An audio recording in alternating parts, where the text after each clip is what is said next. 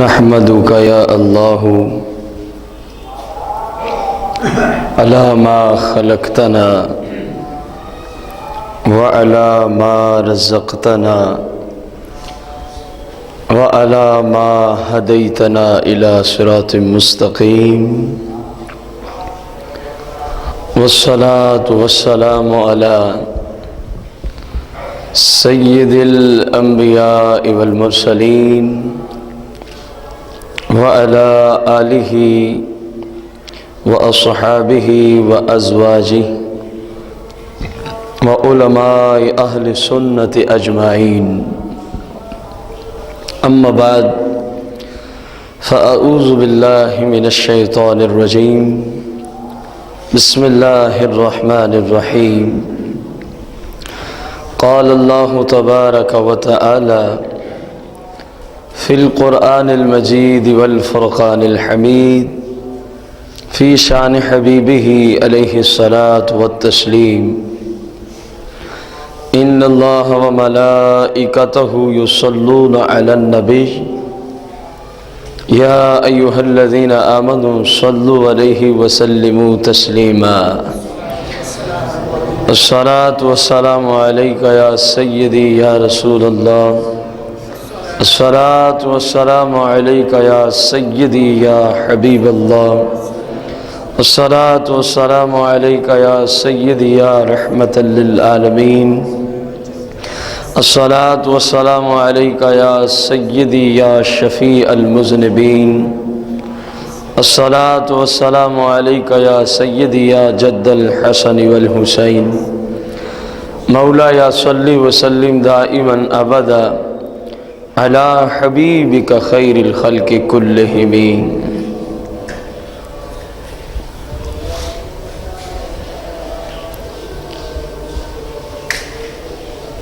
احباب ذی وقار، آج کے جمعۃ المبارک کے خطبہ میں زنا کی سزا کے متعلقہ ہماری چوتھی قسط ہے۔ رسول کریم رؤوف رحیم علیہ الصلاۃ والتسلیم کے صحابی حضرت جابر بن عبداللہ رضی اللہ تعالی عنہ اس حدیث کو روایت کرتے ہیں۔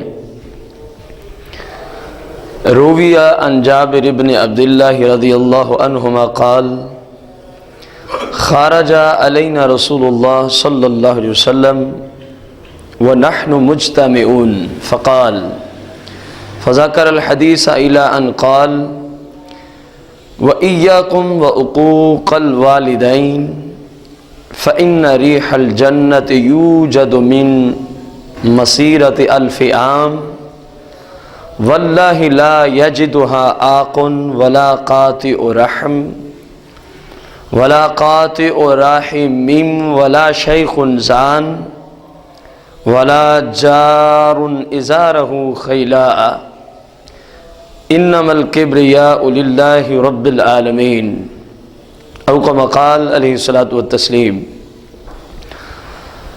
حضرت جابر بن عبداللہ رضی اللہ تعالی عنہما فرماتے ہیں خارج علینا رسول اللہ صلی اللہ علیہ وسلم، صحابہ کرام علیہم رضوان بیٹھے تھے، حضور علیہ السلام ان کی طرف تشریف لے آئے۔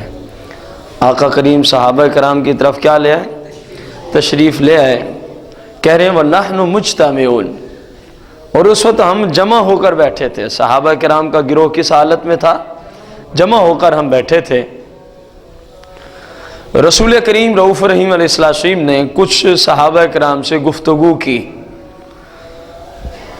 اس ساری گفتگو کو تو حضرت جابر نے یہاں نقل نہیں کیا، اس میں سے کچھ بات کو بتایا کہ حضور علیہ السلام نے اپنے صحابہ کو ارشاد فرمایا وَإِيَّاكُمْ وَعُقُوقَ الْوَالِدَيْنِ، فرمایا میں تمہیں اس بات سے ڈراتا ہوں کہ اپنے والدین کی نافرمانی نہ کرنا، اپنے والدین کی نافرمانی نہ کرنا۔ وجہ یہ ہے، فرمایا فَإِنَّ رِيحَ الْجَنَّةِ يُوجَدْ، بے شک جو جنت کی خوشبو ہے، جو جنت کی خوشبو ہے یہ پائی جا سکتی ہے من مسیرت 1000 عام، فرمایا 1000 سال تک.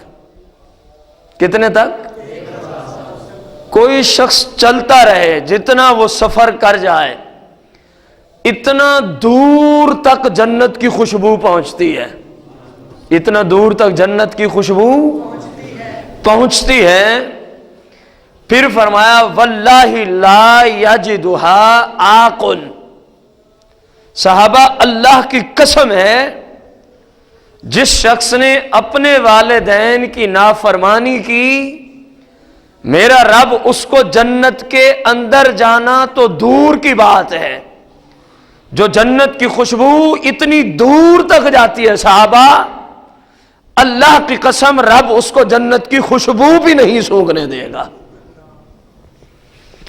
مختلف احادیث میں جنت کی خوشبو کے متعلقہ مختلف روایات ہیں.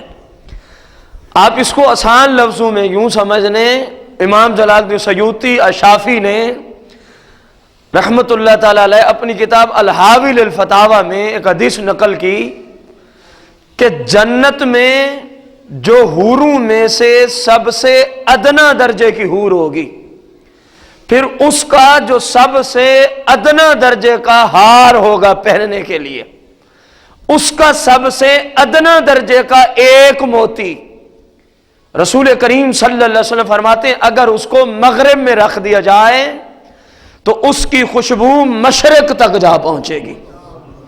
اب غور کریں، یہ ادنا سی حور، پھر اس کے ادنا سے ہار کے ادنا سے موتی کی خوشبو کا یہ عالم ہے، نہ جانے رب کی جنت کی خوشبو کا کیا عالم ہوگا.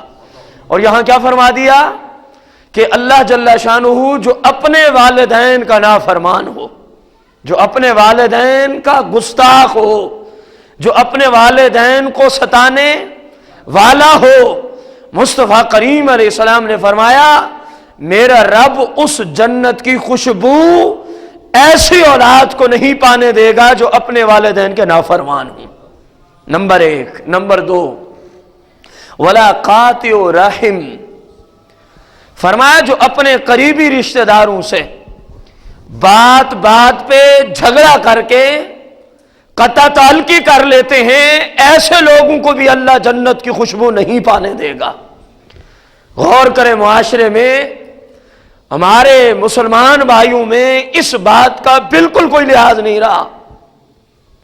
چھوٹی چھوٹی بات پر آپس میں جھگڑا ہو گیا، سال بیت گئے، دوبارہ آپس میں ان کی صلح ہو، حالانکہ اسلام اس کی اجازت دیتا کسی صورت میں. بلکہ یہاں کیا فرمایا جو رشتہ داروں سے قطع رحم کرے اللہ پاک اس کو بھی جنت کی خوشبو پانے. نمبر 3 جس موضوع پہ ہمارا درس چل رہا ہے، فرمایا ولا شیخ زان. اور جو شخص زانی ہو اور عمر کے اعتبار سے بھی بوڑھا ہو چکا ہو، اللہ جل شانہ اس زانی کو بھی جنت کی خوشبو نہیں پانے دے گا. زانی تو کوئی بھی ہو وہ جنت کی خوشبو نہیں پائے گا، خواہ وہ جوان ہو یا وہ بڑھاپے کے عالم میں ہو. لیکن مصطفیٰ کریم آقا نے شیخ زان کی یہاں پر صفت موصوف کا ذکر فرمایا ایسا زانی جو بوڑھا ہو چکا ہے، اس کو اللہ جنت کی خوشبو. وجہ کیا ہے؟ کیونکہ اس کی عمر کی حالت ہی ایسی ہو چکی ہے کہ کسی صورت میں بھی اس کو حیا آنی چاہیے تھی، کسی صورت میں بھی اس عمر میں جا کے ایسا جرم اس کو کرنا، اس لیے اس کا ذکر علیحدہ کر دیا. ویسے اسلام میں مسئلہ یہی ہے، زانی خواہ جوان ہو، مرد ہو یا عورت ہو، اور وہ زنا کرنے والا عام ہے، کسی مسلمان عورت سے زنا کرتا ہو یا کسی کافرہ عورت سے زنا کرتا ہو، ایسے زانی مرد اور اس عورت کو اللہ پاک جنت کی خوشبو کبھی پہنچنے. دیکھیں کتنا بڑا ظلم عظیم ہے جس میں اس وقت بالخصوص نوجوان طبقہ بڑی کثرت سے انوالو ہو رہا ہے. اور آپ سے کوئی لکی چھپی ہوئی بات بھی میں غلط کہوں تو بھلے آپ سامنے کھڑے ہو کے کہہ سکتے ہیں یا آپ نے یہ جملہ غلط بولا ہے، میں رجوع کر لوں گا، کیونکہ میں انسان ہوں، اور انسان جو نبی نہ ہو، جو نبی، اس سے غلطی ممکن ہوتی ہے، اس سے غلطی، ہاں انبیاء سے غلطی ناممکن ہے۔ جس طرح دوسرا رب پیدا ہو سکتا، اسی طرح کسی نبی سے غلطی بھی ہو سکتی۔ اب غور کر لیں، وہ جنت جس کی خوشبو کا یہ عالم ہے، جو پیچھے میں آپ کو 2 حدیثوں کے ادوار سے عرض کر آیا، تو اللہ کیا فرما رہا ہے؟ زانی شخص کو، خواہ وہ مرد ہے یا، میں اپنی جنت کی خوشبو بھی پانے، مصطفیٰ کریم کا فرمان ہے نا۔ تو ادھر کئی بار آپ کو بتایا، کلام رب کا ہوتا ہے، زبان مصطفیٰ کریم کی چلتی ہے۔ کلام رب کا ہوتا ہے، زبان مصطفیٰ کریم علیہ السلام کی چلتی ہے۔ تو اس اصول کے تحت گویا رب کا بھی یہی فرمان، رب کے رسول کا بھی یہی فرمان کہ زانی خواہ کچھ کا کچھ کر لے، خواہ وہ کعبے میں دن اور رات مدینے میں جا کے گزار لے، اللہ پاک زانی کو جنت کی خوشبو نہیں پانے دے گا۔ کعبے اور مدینے میں جانا کوئی فرض ہے نہیں ہے، یاد رکھیں، سوائے حج بیت اللہ کے، وہ بھی حج کعبے میں نہیں ہوتا، حج کے لیے آپ کو عرفات جانا پڑتا ہے۔ حج کے لیے آپ کو کس میدان میں؟ عرفات میں جانا پڑتا ہے۔ حج کا ایک رکن البتہ واپسی آپ کو کعبے کا طواف کرنا پڑتا ہے۔ کعبہ شریف کی زیارت بڑی مقدس بات ہے، روضہ رسول کی زیارت بڑی مقدس بات ہے، لیکن اگر کوئی اس گندے فعل کا مرتکب ہو، بھلے وہ کعبے کے اندر رہتا ہو، بھلے وہ شخص مدینے کا رہائشی ہو، یاد رکھیں حدیث سبھی کے لیے عام ہے، حدیث سبھی کے لیے۔ حضور علیہ السلام نے یہاں یہ نہیں فرمایا کہ مدینے اور مکے والے مستثنیٰ ہیں۔ کیسے وہ مستثنیٰ ہیں؟ جہاں ایک گناہ کیا جائے مکے میں تو ایک کی جگہ لاکھ بنتا ہے، وہ کس طرح مستثنیٰ ہو سکتے ہیں؟ یہاں ایک کا ایک ہے، وہاں ایک کا لاکھ گناہ کا وبال پڑتا ہے گناہ کرنے والوں پر۔ چوتھے نمبر پہ فرمایا، جو اپنی تہبند، چادر یا سلوار کو تکبر کی وجہ سے اتنا نیچا سلائی کراتا ہے کہ گھٹنوں سے بھی، ٹخنوں سے بھی کیا ہوتی ہے؟ گھٹنے نہیں، ٹخنوں سے کیا نیچے ہوتی ہے، اور تکبر کی بنا پر وہ اپنی چادر، اپنے تہبند اور سلوار کو گھسیٹتا ہوا چلتا ہے تکبر کی بنا پر۔ فرمایا میرا رب ایسے شخص کو بھی جنت کی خوشبو نہیں پانے دے گا۔ یہ یاد رکھیں، اس شرط کو یاد رکھنا ہے جو مصطفیٰ کریم علیہ السلام نے فرمائی، وَلَا جَارٌ إِزَارَهُ خَيْلًا، فرمایا جو تکبر کی بنا پہ اس طرح کرے گا اس کو اللہ جنت کی خوشبو پانے۔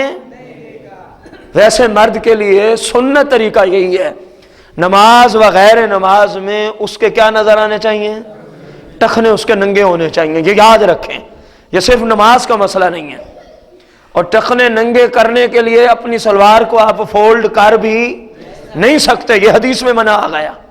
مسلم میں رسول اللہ صلی اللہ علیہ وسلم نے منع فرما دیا کہ اپنے کپڑوں کو تم فولڈ کر سکتے، سلوار کو اکٹھا اور ٹنگنا، یہ معاملہ کر کے اپنے ٹخنوں کو ننگا نہیں کرنا، بلکہ سلوار کی جب سلائی کرائیں ناپ ہی ایسا دیں درزی کو کہ جب بھی سلوار آپ پہن لیں تو آپ کے ٹخنے کیا ہو جائیں۔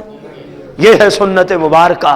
ہاں اگر کسی کے ننگے نہیں ہیں، کیونکہ یہ غیر موقدہ سنت ہے، اور تکبر بھی نہیں ہے، تو وہ گناہگار نہیں ہوگا، وہ شخص گناہگار، کیونکہ حدیث میں جہاں کہیں بھی اس عنوان کی حدیث آئی ہے کہ فلاں حصہ جہنم میں ہے یا وہ جہنم میں ہے، تو وہاں کس چیز کی شرط لگائی ہے حضور علیہ السلام نے؟ تکبر کی شرط لگائی ہے۔ جس کے ٹخنے نظر نہ آتے ہوں اور وہ مرد بھی ہو اور تکبر کی بنا پہ اتنی لمبی سلوار پہنتا نہ ہو تو وہ گناہگار بھی نہیں چاہے جائے کہ اس کو ہم جہنمی کہہ دیں، کیونکہ یہ غیر مؤکدہ سنت ہے۔ کون سی سنت ہے مردوں کے حق میں۔ عورتوں کے لیے لازم ہے کہ ان کے ٹخنے ہر وقت چھپے رہیں، ان کے ٹخنے ہر وقت۔ عجیب نظام ہے، جن کو چھپانے کا حکم تھا انہوں نے ننگے کر لیے، جن کو ننگے کرنے کا حکم تھا انہوں نے چھپا ڈالے۔ فیمیل کو حکم تھا کہ ان کے ٹخنے ہمیشہ چھپے رہے، انہوں نے ننگے کر دیے، اور میل کو حکم تھا کہ تیرے ٹخنے ہمیشہ ننگے رہے، اس نے چھپانا شروع کر دیا۔ یہ ہے ہمارا اسلام کے اندر شوق اور جذبہ، اور کتنا ہم دین کے ساتھ محبت کرتے ہیں۔ جس چیز کا حکم تھا اس کے خلاف۔ رسول کائنات، فخر موجودات، مالک و مختار آقا غیب دا نبی علیہ السلام نے آخر میں فرمایا انما الکبریاء للہ رب العالمین، کیونکہ بڑائی صرف اللہ کا خاصہ ہے۔ یہ جو تکبر کر رہا ہے یہ اس کا خاصہ نہیں، بڑائی صرف کس کا خاصہ ہے؟ اللہ کا۔ بقایا سارے اللہ کی بارگاہ میں عاجز ہیں، ساری مخلوقات اللہ کی بارگاہ میں عاجز ہیں۔ مصطفیٰ کریم آقا سے حضرت بریدہ رضی اللہ تعالی عنہ نے روایت کیا ان النبی علیہ الصلوۃ والتسلیم قال ان السماوات السبع والارضین السبع لیلعن الشیخ الزانی، او کما قال علیہ الصلوۃ والتسلیم۔ اللہ کے محبوب علیہ الصلوۃ والتسلیم نے ارشاد فرمایا کہ جو بڑھاپے کے عالم میں زنا کرے، ساتوں زمینیں اور ساتوں آسمان اس پہ لعنت بھیجتے ہیں۔ کیا بھیجتے ہیں؟ اور آپ کو پہلے کئی بار یہ بات عرض کی، بڑھاپے کی قید اس لیے کہ اس عمر کا اس فعل کے ساتھ کوئی تعلق نہیں ہے، بقایا کسی عمر کے حصے میں بھی زنا کریں، جو زنا کرنے والا یا کروانے والی ہے، ساتوں آسمان اور ساتوں زمین اس پہ لعنت بھیجتے ہیں۔ کیا بھیجتے ہیں اس پر؟ اتنا گندا فعل ہے، اسلام میں اتنا قبیح فعل ہے یہ۔ مصطفیٰ کریم آقا رؤوف الرحیم علیہ الصلوۃ والتسلیم نے ارشاد فرمایا، ذرا غور سے سننا، اگر کسی مسلمان کو کہا جائے کہ تو بت کو سجدہ کرے گا تو جواب کیا دے گا؟ اونچی تو بولیں، مزید اونچی بول دیں۔ سنیے مصطفیٰ کریم آقا سے حضرت انس بن مالک رضی اللہ عنہ روایت کرتے ہیں، روی عن انس بن مالک رضی اللہ عنہ عن النبی صلی اللہ علیہ وسلم قال المقیم علی الزنا کعابد وثن، او کما قال علیہ الصلوۃ والتسلیم، فرمایا جو زنا پہ تلا ہوا ہے، جو شخص زنا کرتا ہے، فرمایا کعابد، وہ اس عابد کی طرح ہے جو بت کی پوجا کرتا ہے۔ زنا کرنے والا مسلمان اس عابد کی طرح ہے جو عابد کس کی عبادت کر رہا ہے؟ بت کی عبادت کر رہا ہے۔ مسلمانوں خدا کا خوف کرو، یہ اتنا بڑا ظلم عظیم ہے زنا۔ مصطفیٰ کریم آقا نے ارشاد فرما دیا جو زنا کرتا ہے یہ فقط زنا تک معمول نہیں، یہ فقط زنا تک محدود نہیں، بلکہ اس کا زنا اتنا گندا کام ہے، یہ ایسا ہے گویا کسی مسلمان نے معاذ اللہ ثم معاذ اللہ کسی بت کو سجدہ کر دیا ہو۔ دیکھیں یہ میں کوئی مبالغہ رہا نہیں کر رہا، یہ حدیث کے الفاظ ہیں۔ کیا فرمایا؟ المقیم، جو قائم ہے، جو کرتا ہے، علی الزنا، کس چیز کو؟ زنا میں تلا ہوا ہے، زنا پر قائم ہے، زنا کرنے والا ہے۔ فرمایا کعابد وثن، وہ ایسے ہے جس طرح کہ کوئی بت کی عبادت کرنے والا ہو۔ جس طرح کوئی شخص کس چیز کی عبادت کرنے والا ہو؟ بتائیے بت کی عبادت کرنے والے کا کوئی ٹھکانہ ہے سوائے دوزخ کے؟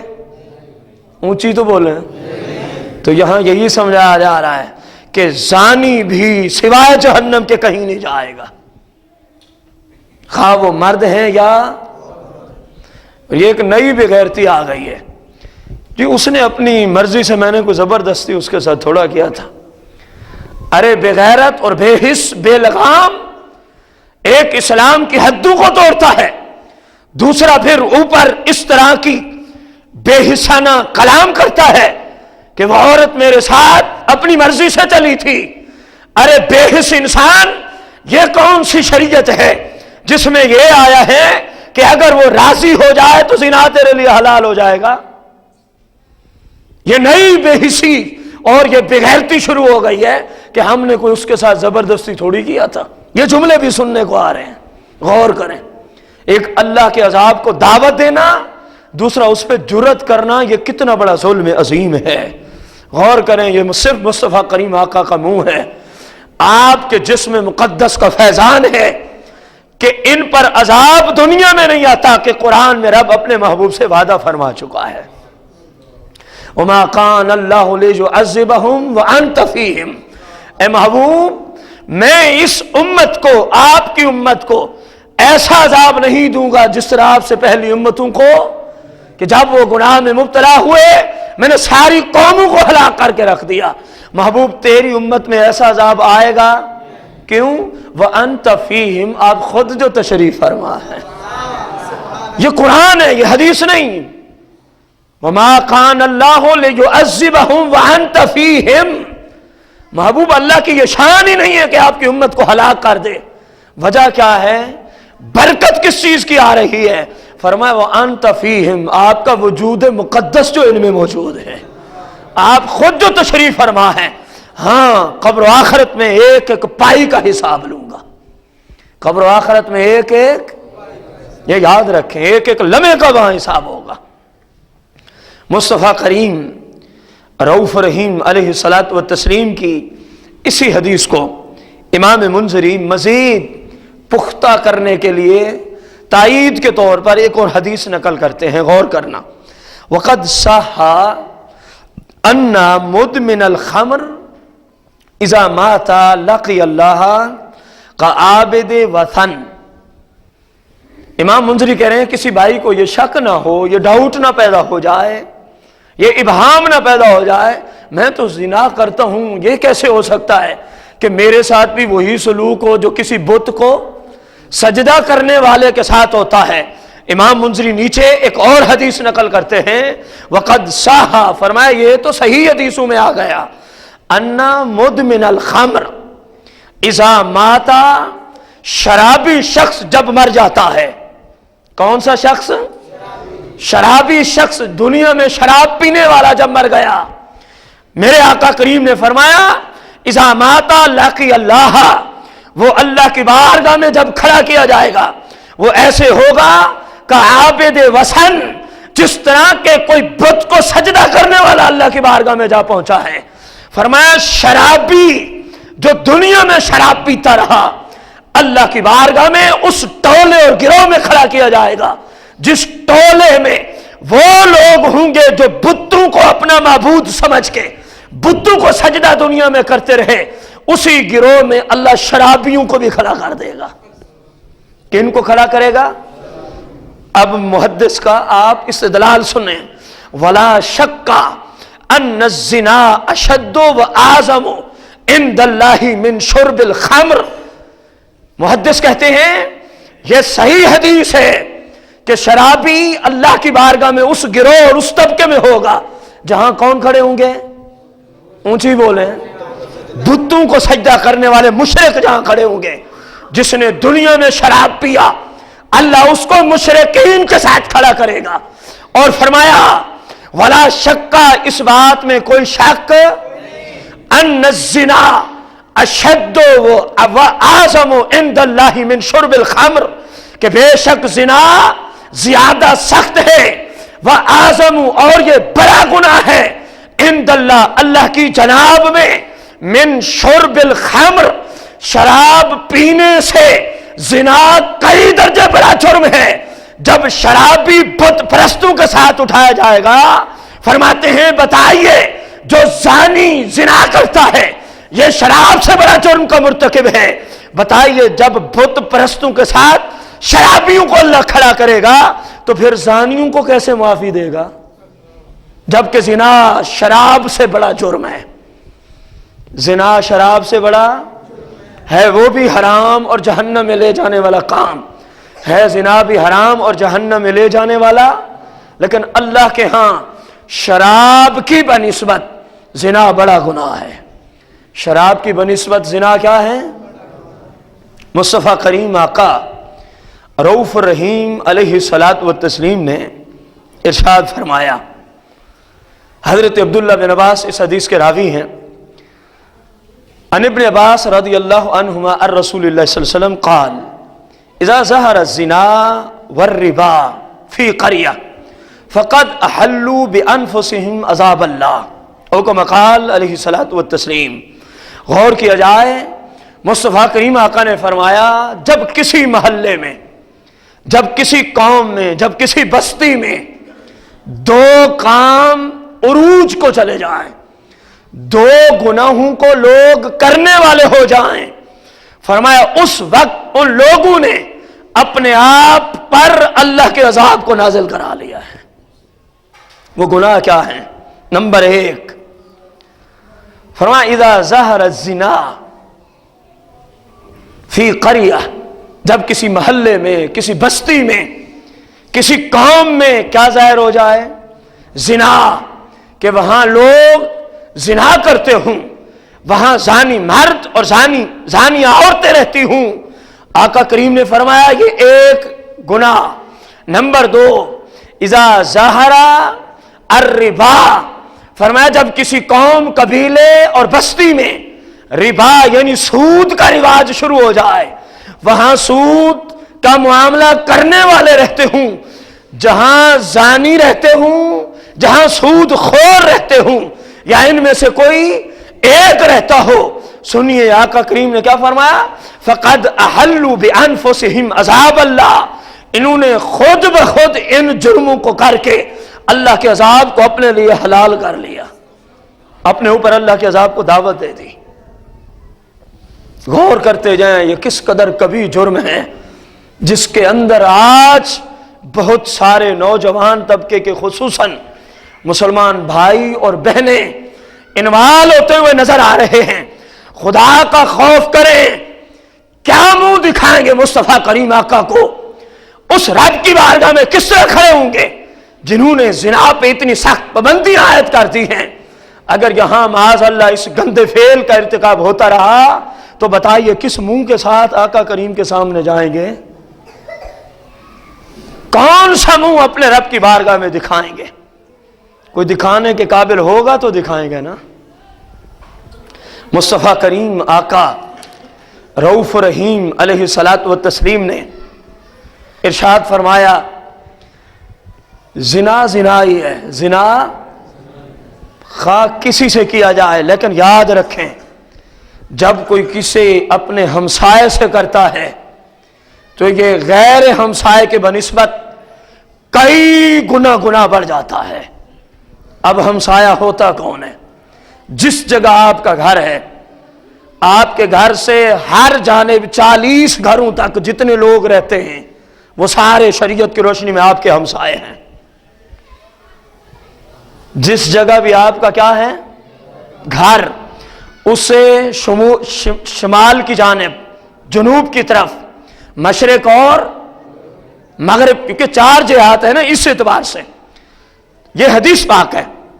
امام منذری نے الترغیب و ترہیب میں اس کو ذکر کیا۔ مصطفیٰ کریم نے اعلان فرمایا کہ اے صحابہ یہ اعلان کرو بندے کا ہمسایہ کس حد تک ہوتا ہے۔ شمال، جنوب، مشرق اور مغرب آپ کے گھر سے 40 گھر مغرب کی طرف آپ کے ہمسائے، 40 گھر مشرق کی طرف آپ کے ہمسائے، 40 گھر شمال کی جانب آپ کے ہمسائے، اور 40 گھر۔ اب سنیے مصطفیٰ کریم آقا کا فرمان، زنا تو زنا ہی ہے۔ صحابہ سے رسول اللہ نے پوچھا صحابہ زنا کے بارے میں تمہارا کیا خیال ہے؟ قالوا حرام حرمہ اللہ عز وجل ورسولہ فہو حرام الی یوم القیامہ۔ صحابہ نے عرض کی یا رسول اللہ یہ حرام قطعی ہے، اللہ نے بھی زنا کو حرام قرار دیا ہے، اللہ کے رسول نے بھی زنا کو حرام قرار دیا ہے۔ فہو حرام الی یوم القیامہ، اور یہ کب تک حرام رہے گا؟ جب تک دنیا آباد ہے، کیونکہ جب قیامت آ جائے گی یہ فعل ہی ختم ہو جائے گا، یہ دوبارہ ممکن رہے گا۔ تو جب تک دنیا آباد ہے، صحابہ نے عرض کی یا رسول اللہ یہ حرام ہے۔ میرے آقا کریم نے فرمایا صحابہ تم نے بالکل ٹھیک کہا، لیکن سنو، ایک وہ شخص ہے جس نے اپنی کسی ہمسائی کے ساتھ زنا کیا، اور دوسرا وہ شخص ہے جس نے کسی غیر ہمسائی کے ساتھ زنا کیا، ہیں دونوں ظالم، دونوں جہنم کے مستحق۔ فرمایا صحابہ جس نے اپنی ہمسائی کی عزت کو لوٹا ہے، یہ ایک زنا ہو اور غیر ہمسایوں کے 10 زنا ہوں، فرمایا ان کا گناہ تھوڑا ہے، ہمسایوں میں سے ایک کا گناہ زنا کا بڑھ جاتا ہے، کیونکہ ہمسایوں کے حقوق بہت زیادہ ہوتے ہیں۔ آپ کو پتہ ہے جس کے جتنے زیادہ حقوق ہوتے جائیں اسی قدر اس کے ساتھ زیادتی کریں تو جرم بڑھتا جائے گا، اسی قدر اس کے ساتھ زیادتی کریں تو جرم بڑھتا جائے گا۔ زنا تو زنا ہی ہے، خواہ کہیں کیا جائے، لیکن کیا فرمایا؟ جس نے کسی ہمسائی کی عزت کو لوٹا، صحابہ یہ غیر ہمسایوں کے ساتھ 10 بار کوئی شخص زنا کرے اتنا سزا اس کو نہیں ہوگی جتنا اس زانی کو ہوگی جس نے کسی اپنی ہمسائی کی ایک مرتبہ عزت کو لوٹا ہے۔ آپ غور کریں آپ کی شریعت کس قدر سخت ہے، ان گناہوں کے بارے میں کتنے سخت فتوے دیتی ہے، اور بے حس بے لگام شریعت کو معاذ اللہ کچھ سمجھتے ہی نہیں، جو ذہن میں آیا وہ کر گزرے۔ کتنے دن گل چھڑے اڑائیں گے؟ ان سے ذرا پوچھئے کتنے دن گل چھڑے اڑائیں گے؟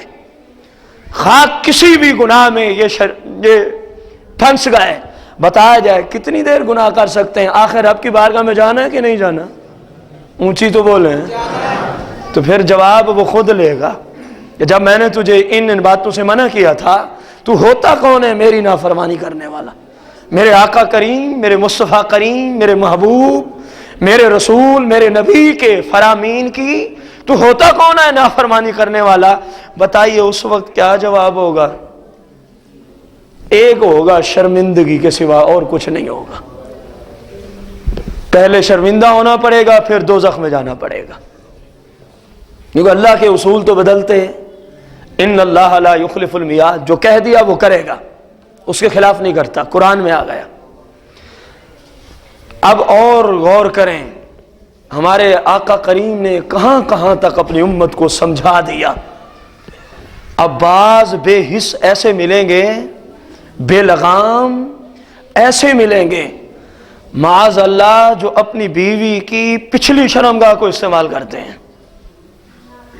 یہ گناہ بھی کثرت سے اس وقت آ گیا، یہ میں نہیں کہہ رہا، سنیں۔ عن جابر رضی اللہ عنہ قال قال رسول اللہ صلی اللہ علیہ وسلم ان اخوف ما اخاف علی امتی من عمل قوم لوط، 66 کی حدیث ہے۔ فرمایا میں جن جن باتوں کا اپنی امت پر خوف کرتا ہوں ان میں ایک مجھے اس کا بھی خوف ہے جو لوط علیہ السلام کی قوم عمل کیا کرتی تھی، مجھے اپنی امت پہ اس عمل کا کیا ہے؟ غور کریں کیا ہے؟ من عمل قوم لوط، حضرت لوط علیہ السلام کی قوم کا عمل کیا تھا؟ مرد میں اپنی شرمگاہ کو داخل کر کے اپنی شہوت کو پوری کرتا تھا۔ یاد رکھیں، مرد کی پچھلی شرمگاہ میں اپنی شرمگاہ کو داخل کرے، نمبر 1۔ مرد عورت کی پچھلی شرمگاہ میں اپنی شرمگاہ کو داخل کرے، نمبر 2۔ نمبر 3 آگے عام ہے، یہ عورت اس مرد کی بیوی ہو یا بیوی کی غیر عورت ہو، یہ لواطت ہے۔ یہ کیا ہے؟ جناب لوط علیہ السلام کی قوم کا عمل ہے یہ۔ اب سنیے، انسان جب کسی عورت سے نکاح کرتا ہے تو فقط اس کی اگلی شرمگاہ اس کے لیے حلال ہوتی ہے، وہ بھی اس وقت جب وہ حیض و نفاس کے خون میں نہ ہو۔ اگر وہ حیض و نفاس کے خون میں ہو تو شوہر کا اس کے قریب جانا حرام ہے، قرآن میں منع کر دیا۔ پچھلی شرمگاہ کے پاس جانا دخول کے اعتبار سے، جماع کے اعتبار سے، ہم بستری کے اعتبار سے مرد پر شریعت نے کیا کیا ہے؟ اونچی بولیں بھائی، آپ کہیں یہ کیسی باتیں ہیں، میں کیا کروں؟ میرے اندر جتنی بھی حیا ہو، میں اپنے محبوب علیہ السلام کی شرم و حیا کے کھرب میں درجے تک بھی نہیں پہنچ سکتا۔ یہ باتیں رسول اللہ نے ارشاد فرمائی ہیں تو میں آپ کو بتا رہا ہوں نا، صحابہ کو میرے آقا نے یہ باتیں ارشاد فرمائیں، اس میں کوئی بے حیائی نہیں۔ بے حیائی دین کو نہ سیکھ کر اس فعل کا ارتکاب کرنے میں موجود ہے۔ کوئی بھائی یہ نہ سوچ کے جائے یہ کیسی باتیں اسٹیج پہ بیٹھ کے کہتا رہتا ہے. جس بھائی کو اس بات پہ اعتراض ہے وہ اپنے نبی علیہ السلام کی حدیثوں پر میرے اعتراض کریں. ہاں جب میں گھر سے کوئی بات کروں پھر میرے اوپر آپ اٹیک کر سکتے ہیں. میں مصطفیٰ کریم کی حدیثیں عرض کر رہا ہوں اور ذمہ داری سے عرض کر رہا ہوں. کسی بھائی کو کسی عزیز کی سنت پہ کلام ہے میں اس کا جواب دینے کے لیے تیار ہوں. میرے آقا کریم رؤوف رحیم علیہ السلام نے فرمایا مجھے اس فعل کا اپنی امت پہ بڑا خدشہ ہے کہ یہ کر گزریں گے اور آج یہ نظر آ رہا ہے. کوئی مرد مردوں سے خواہشات کو پورا کر رہے ہیں اور کچھ بے لگام ایسے معاذ اللہ جو بیوی کی پچھلی شرمگاہ میں اپنی شہوت کو پوری کرتے ہیں. ایسا شخص ملعون ہے. قرآن و سنت کی روشنی میں ایسا شخص کیا ہے؟ ملعون. اس پہ لعنت کی گئی ہے. مصطفیٰ کریم اللہ نے اس پہ لعنت بھیج دی ہے. یہ انسانیت نہیں یہ درندگی ہے. یہ انسانیت نہیں یہ فحش کاری ہے. یہ بے حیائی ہے. اللہ کے عذاب کو دعوت دینے کے مترادف ہے اور کچھ بھی نہیں. سنیے اپنے محبوب علیہ الصلوۃ والتسلیم کا فرمان علی شان. آقا کریم رؤوف رحیم علیہ الصلوۃ والتسلیم کیا فرماتے ہیں؟ ان اکرمۃ عن النبی صلی اللہ علیہ وسلم قال اقتل الفاعل والمفعول به والذی یأتی البہیمہ. یہاں تین چیزوں کا ذکر فرمایا. فرمایا جو قوم لوط والا کام کرے فاعل ہو یا مفعول ہو. جو مرد یہ کرنے والا وہ فاعل, جو یہ کروانے والا وہ خواہ وہ عورت ہے یا مرد ہے, کیونکہ عورت کی پچھلی شرمگاہ میں بھی لواطت ہوگی خواہ بیوی ہی کیوں نہ ہو. میرے آقا کریم نے کیا فرمایا؟ اقتل الفاعل والمفعول به. اس گندے کام کے کرنے والے کو بھی صحابہ قتل کر دو. جو یہ گندا کام کرا رہا ہے صحابہ اس کو بھی قتل کر دو. اقتلو امر کا صیغہ ہے. فرمایا جو لواطت کرے صحابہ اس کو بھی قتل کر دو. جو لواطت کرائے مرد ہے یا عورت ہے فرمایا اس کو بھی قتل کر دو. تیسرا فرمایا والذی یأتی البہیمہ, اور وہ بے لگام بے حس جو اپنی خواہش کو پورا کرنے کے لیے کسی جانور کے پاس جا پہنچتا ہے.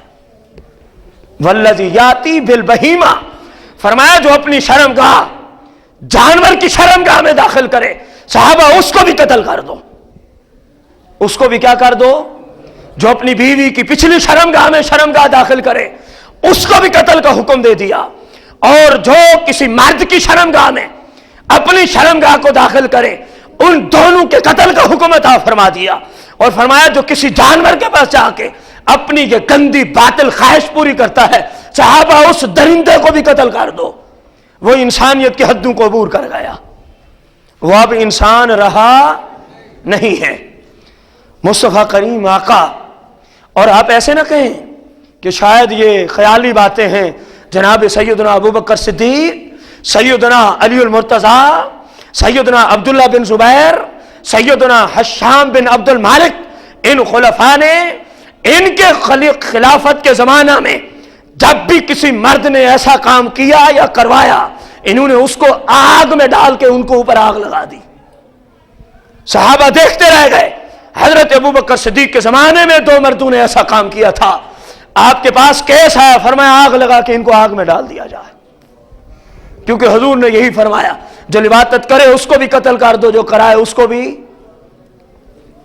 مصطفیٰ کریم آقا علیہ الصلوۃ والتسلیم صحابہ میں موجود تھے. یہ جو ابھی میں بات کر رہا تھا وہ حدیث بھی آ گئی. ان خزیمہ بن ثابت رضی اللہ عنہ قال قال رسول اللہ صلی اللہ علیہ وسلم ان اللہ لا یستحیی من الحق ثلاث مرات.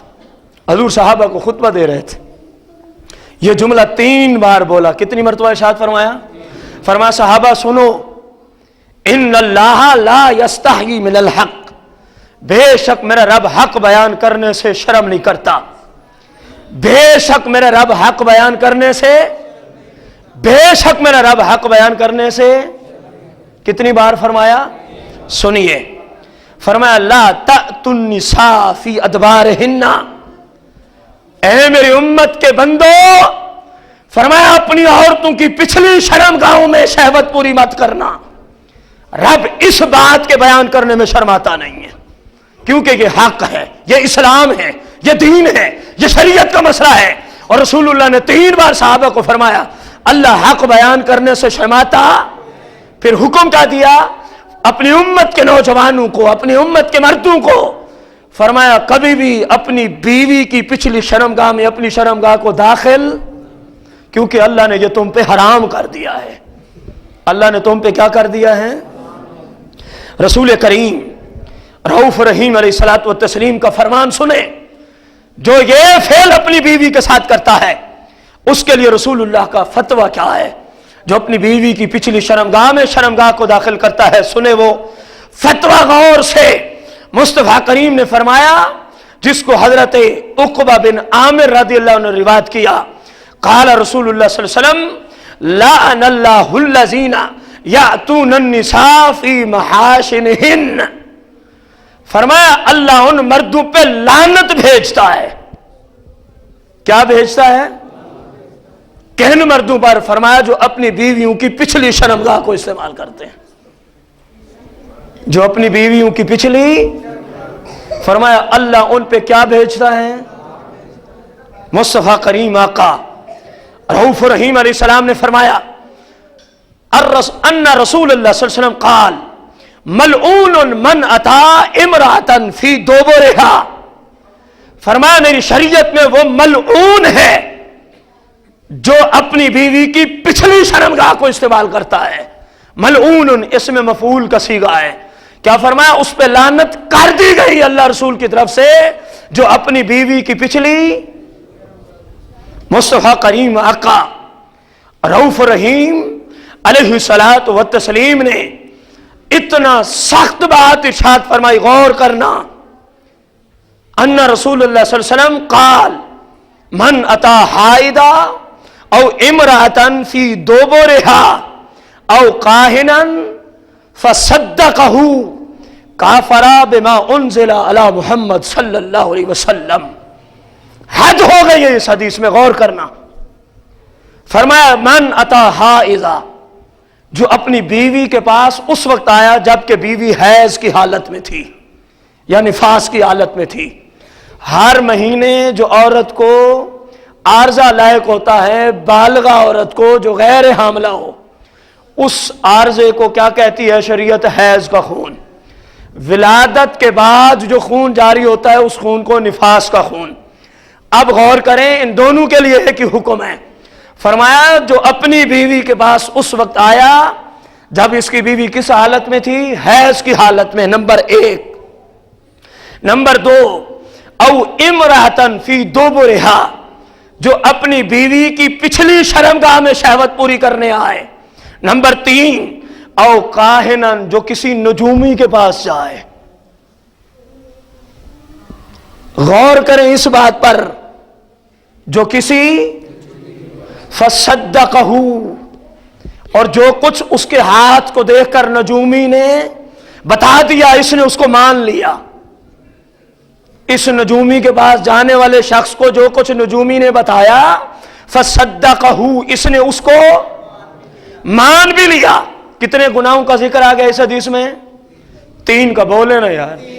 نمبر 1 جو اپنی بیوی کے پاس حیض کی حالت میں جائے۔ نمبر 2 جو اپنی بیوی کی پچھلی شرمگاہ میں اپنی شہوت کو پورا کرے۔ نمبر 3 جو کسی نجومی و کاہن کے پاس جائے اور جو کچھ اس نے کہا یہ اس کو مان بھی لے۔ میرے آقا نے فتویٰ کیا دیا ان تینوں پر؟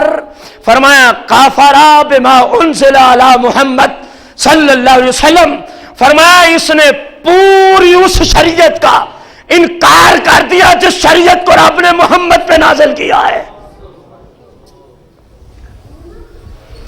کافر بما انزل علی محمد صلی اللہ علیہ وسلم، فرمایا جو بیوی کے پاس حیض کی حالت میں جائے، جو بیوی کی پچھلی شرمگاہ میں اپنی شہوت کو پورا کرے، جو کسی نجومی اور کاہن کے پاس جائے اور جو کچھ وہ نجومی بکے یہ اس کو مان لے، فرمایا یہ تینوں ایسے ہیں گویا انہوں نے میری پوری شریعت کو ٹھکرا دیا ہے۔